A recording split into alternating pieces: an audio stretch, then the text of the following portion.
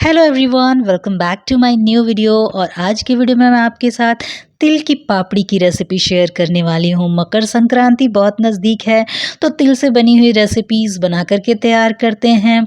इसे तिल की पापड़ी, तिल की चिक्की या फिर तिल पट्टी भी इसे बोलते हैं।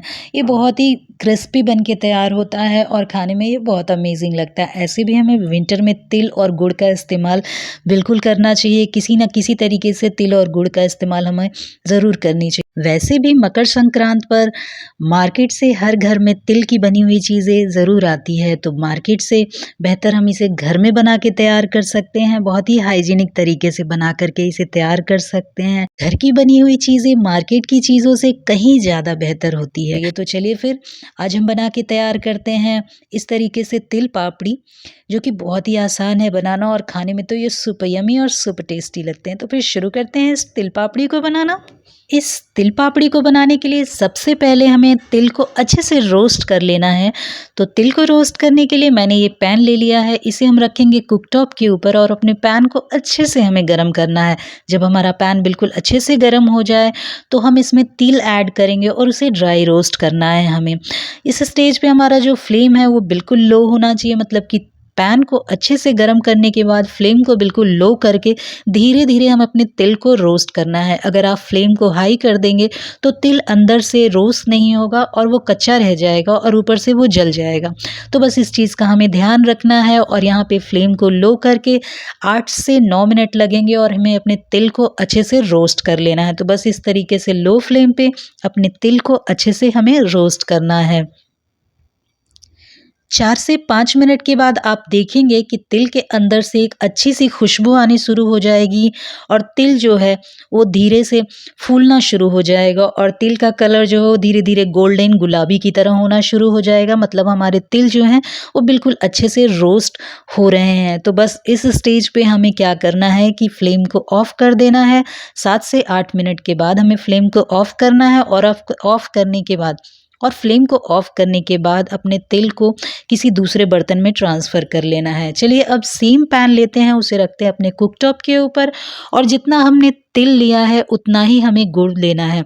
अब इसी पैन में हम गुड़ ऐड करेंगे, उसमें थोड़ा-सा पानी ऐड करके और इसकी एक तार की हमें चाशनी बना के तैयार करनी है।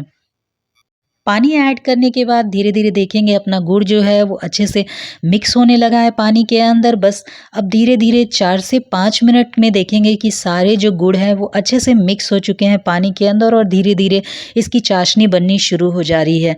तो बस इस स्टेज पे हम क्या करेंगे कि इसमें आधे चम्मच के करीब घी ऐड कर देंगे। इससे हमारी जो गुड़ पट्टी जो है वो बहुत ही अच्छी बन के तैयार होगी या फिर पापड़ी जो है वो बहुत ही क्रिस्पी बन के तैयार होगी, मॉइस्चर उसमें रहेगा। तो बस आधे चम्मच के करीब इसमें घी ऐड कर दीजिए। इसे अच्छे से मिक्स करते हुए, चलाते हुए इसे हमें लगभग 9 से 10 मिनट तक पकाना है या फिर तब तक जब तक कि हमारी जो चाशनी है वो बिल्कुल एक तार की बन के तैयार नहीं होती। तो बस इसे कंटिन्यूअस स्टर करते रहना है और चलाते रहना है।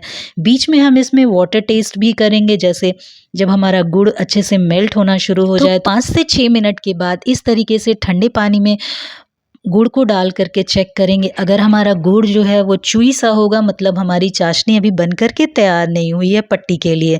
चलिए हमारी चाशनी बन रही है, तब तक हम एक शीट तैयार कर लेते हैं जिस पे हम अपनी गुड़ पट्टी बना करके तैयार करेंगे या फिर पापड़ी बना करके तैयार करेंगे। तो मैंने उसके लिए इस तरीके से प्लास्टिक की एक शीट ले ली। आप चाहें तो ये वाला प्रोसेस थाली के ऊपर भी कर सकते हैं, मतलब स्टील की किसी थाली के ऊपर इसी तरीके से आप घी ग्रीस करिए और उसे पहले से तैयार करके रखिए। जब चाशनी बन के तैयार हो जाएगी तो वो झटपट से ये पूरा प्रोसेस करना रहता है, इसलिए ये पहले से ही हम पट्टी के लिए इस तरीके से बना करके तैयार कर लेंगे। लगभग 7 से 8 मिनट हो चुके हैं। अब इस स्टेज पे हम क्या करेंगे, पिंच ऑफ खाने वाला सोडा इसमें हम ऐड कर देंगे। इससे क्या होगा, हमारे गुड़ जो है वो बिल्कुल हल्के हो जाएंगे और हमारी जो पट्टी है वो बहुत ही अच्छी बन के तैयार होगी। अब इस स्टेज पे आके हम एक बार इस तरीके से वाटर टेस्ट कर लेंगे। ये देखिए हमारे जो गुड़ हैं वो बिल्कुल किस तरीके से टूट रहे हैं। तो बस हमारी जो गुड़ है उसकी चाशनी बन के तैयार हो चुकी है। अब इस स्टेज पे हमने जो तिल भुना था उसे इसमें हम ट्रांसफ़र कर देंगे 2 से 3 बैचेज़ में। अब इसे धीरे धीरे मिक्स करेंगे, तो बस इसे अच्छे से मिक्स करना है। अब थोड़े और इसमें हम तिल को ऐड करेंगे। मतलब सारे तिल को हमें एक साथ नहीं डालना, धीरे धीरे करके हम तिल को इसमें ऐड करते जाएंगे और इसे अच्छे से मिक्स करते जाएंगे। थोड़े से तिल हम स्टोर करके रखेंगे, उसका इस्तेमाल हम बाद में करेंगे। तो बस इस तरीके से सारे तिल को हम ऐड कर देंगे और लगभग 2 से 3 चम्मच के करीब रोस्ट किए हुए तिल को हमें बचा के रखना है। वो क्यों, वो मैं आपको आगे बताऊंगी। चलिए अब घी ग्रीस किए हुए प्लास्टिक के ऊपर, शीट के ऊपर या फिर अगर आपने प्लेट रेडी किया है तो उसके ऊपर इसे अच्छे से फैला लेना है। तो किसी भी चम्मच, स्पून की हेल्प से इसे बिल्कुल इस तरीके से अच्छे से फैला लीजिए। आप जितनी पतली इसे बना करके तैयार करेंगे, आपकी पापड़ी उतनी अच्छी बन करके तैयार होगी। तो जब ये हल्का गर्म रहे, उसी स्टेज पे आप इसे जितना चाहें फैला सकते हैं। अब इसे इस तरीके से स्पैटुला की हेल्प से अच्छे से फैला लीजिए। और हमने जो तिल बचा के रखा था, रोस्ट किया हुआ तिल जो बचा के रखा था, अब उसे हम इसके ऊपर इस तरीके से स्प्रेड करेंगे। स्प्रेड करने के बाद बेलन की हेल्प से इसे बिल्कुल पतला हमें बेल लेना है, मतलब फैला लेना है। आप इसे जितनी पतली फैलाएंगे, आपकी जो गुड़ की पट्टी है या फिर पापड़ी है, वो उतनी ही अच्छी और उतनी ही क्रिस्पी और उतनी ही पतली बन के तैयार होगी। तो इस स्टेज पे आप जितना पतला इसे बनाना चाहें बना सकते हैं। ये बिल्कुल आराम से फैल जाता है और निकलने में भी इसे बिल्कुल कोई प्रॉब्लम नहीं है। तो बस इस तरीके से बेलन की हेल्प से इसे अच्छे से पतला हमें फैला लेना है।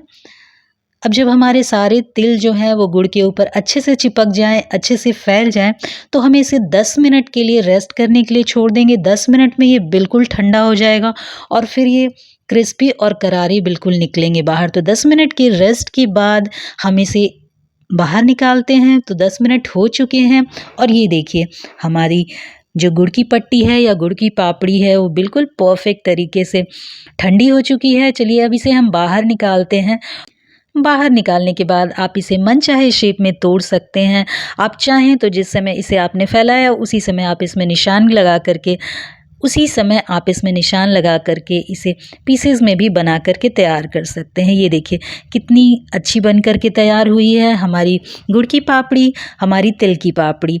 अब इसे हम मनचाहे शेप में तोड़ लेते हैं और तोड़ करके आप इसे स्टोर करके लगभग महीनों तक रख सकते हैं और ये बिल्कुल ख़राब नहीं होता और खाने में तो ये बहुत ही ज़्यादा अमेजिंग लगते हैं।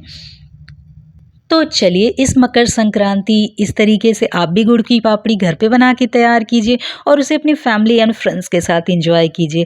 आई होप आपको गुड़ की पापड़ी की रेसिपी अच्छी लगी। अगर अच्छी लगी हो तो अपनी फैमिली एंड फ्रेंड्स के साथ शेयर करना बिल्कुल ना भूलें।